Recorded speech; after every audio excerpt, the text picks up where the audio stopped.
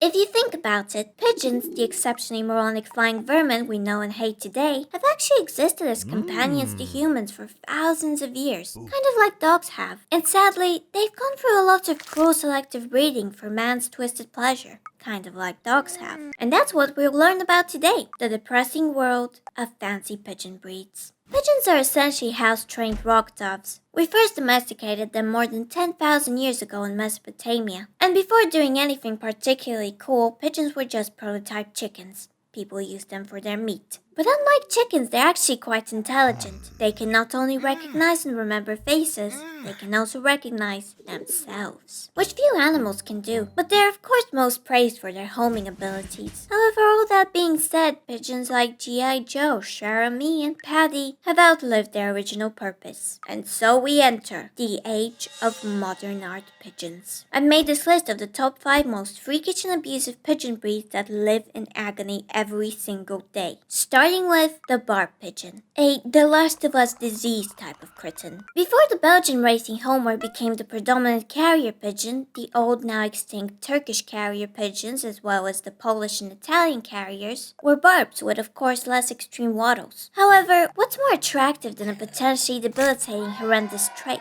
The barb pigeon has been selectively bred for its large beak and eye wattles. And we have my favorite selective breeding phenomena occurring. Normal, normal, normal. Oh my god, what the fuck? A few fancy bird shows later, poor bastard has scrambled egg scrunchy eye rims. That, by the way, never stop growing until the bird is effectively blind. Look at this. I could probably do this with a regular pigeon if I stick some chewing gum around its eyes. And the beak just looks like some garbage from the shallow seafloor that I pick up and show to my mom and she'd go, ew. I'd say it's a 5 on the suffering scale, although it looks like a particularly disturbing warning image you might see on a pack of cigarettes. It is only kinda blind with the potential to become blind, but the rest of it is fine. Next, Budapest short-faced tumblers, better known as the bird? Not really, I just made that up. I see the appeal here, okay? That's essentially how I draw any bird. Apart from the obvious, tumblers were bred for a particular set of skills. This.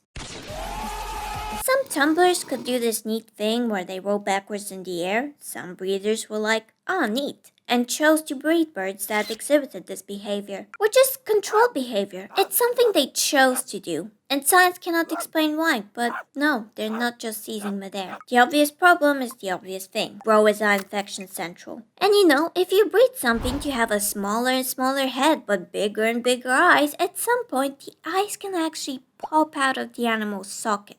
They're only held by skin at this point. Some of these pigeons can't even close their eyes fully. Additionally, the beak is becoming a problem as well. It's so small some chicks can't break out of their egg's shell. I'm putting it at a 6 on the suffering scale. And I would love to ask a few expert pigeon breeders, honestly, why would you want to breed something into looking like it's always up in your business? Inquisitive little shit. Next we have the Egyptian morasalat. Fucking bird you see when you die. Also a bird that probably wants to die every second of its existence. It's bred for its droopy beak, which is currently so malformed the bottom is longer than the top. Again, no idea why this is a desirable trait. This pigeon looks like it's post-sneeze its entire life. Like someone just went, so much better. Now go out there and spite God. This bird is extremely expensive because it's extremely hard to raise and extremely hard to care for. It cannot eat on its own, and of course, it also can't feed its young. So it needs a normal pigeon foster pair to raise the young morasalats. I'm putting it at a 7 on the suffering scale because the sharp bend of their nasal passage also means they have difficulty breathing. And I don't know what it is about this one, it actually looks miserable. With the morasalat, breeders wanted more beak. With the next one, the Oriental frill, the question was probably, what's the least amount of beak a bird can have and not die? Like, be super miserable but not die. But my biggest problem with these guys is, look at this Casanova. A little mullet-having bell-bottom rock star. In terms of fancy pigeons, this guy should be as fancy as it gets. But experts have decided to give it a microscopic little bits-ass say-nothing looking beak.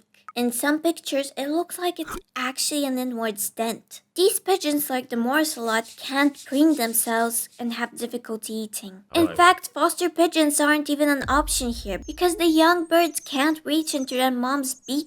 The saddest part though, in the past the breed standard stated the bird's beak should never be so short that it's unable to feed its own young. I think this one's a 7.5 on the suffering scale, but because there are actually attempts to go back to the old breed standard, I'll put it at a 7. Before we get to the crown jewel of pigeon abuse, some honorable mentions. I made this list by looking at a lot of blogs and message boards where people that have a lot more pigeon knowledge than me shared that the general rule is, if it can't raise its own young, it is cruel to breed it. These pigeons aren't as severe, but they're still unsettling examples that I wanted to share. So first honorable mention, throwbacks. Regular pigeons with TikTok fuckboy hair on their wings for some reason. Now, I think it's conceptually wrong to have a pigeon with curly feathers, and they do expend more energy when flying, but they're fine. They're gonna be okay. Next, Jacobin pigeons.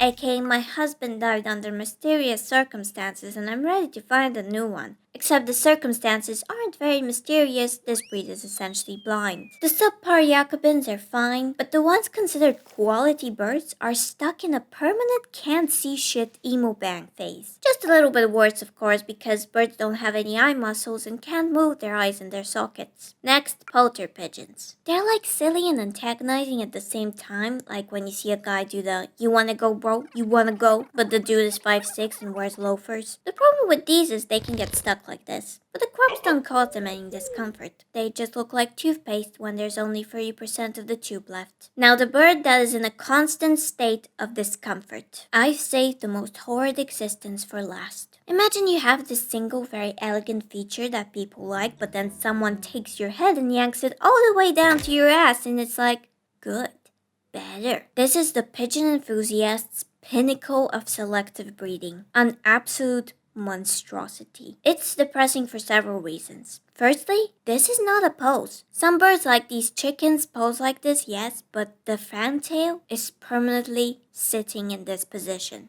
It can only move its head from side to side or slingshot it forwards for a brief moment, so you can imagine what a nightmare this bird has to go through just to feed itself. They also can't see what's going on like ever, so they're very skittish and they can barely even support those beautiful tails because it's not easy to balance when you're constantly on your tiptoes looking upwards. And for some mysterious reason, people love the fact that they made this fucking flying scoliosis monstrosity, which actually can't even fly more than a couple of feet off the ground. However, worst of all, pigeons are very social birds, and the way they communicate with each other most of the time is by bobbing their heads. And this one can't. Can't socialize, can't fly, can't see, it can't eat, and it can barely stand. This is some Q level shit that just goes unnoticed because who cares about pigeons? I've been coming to terms with my fear of some birds. I will probably never be able to love a chicken, but I've learned to respect pigeons because they're capable birds. The Romans used them to spread messages which were anything from chariot race results to ships announcing their arrival to ports. Egyptians used pigeons as flood alerts. In the Arab world, they were known as the king's angels, carriers of lovers' vows and decorated servants in both world wars. But as we learn today, they're also the subject of blind hatred and literal abuse. So go show your local pigeons some love. Toss them some old bread. I've linked some blogs in the description because there's very little info on unethical breeding practices in the pigeon fandom, and these were helpful resources you can dig into. Also, I'm not going to be posting in the next few weeks because I have my little buddy from high school visiting, so bye. Energize. Yummy gamer subs. Delicious. Gamer subs. Open your mind. Gamer subs. Quality. Design, entrepreneurship, polymerization, gamer subs, delicious, gamer subs, free shipping until the 23rd if you use code POOPY, delicious, gamer subs. What do I have in there? Gamer subs. But you didn't expect that. This is actually mad comfortable. Gamer subs!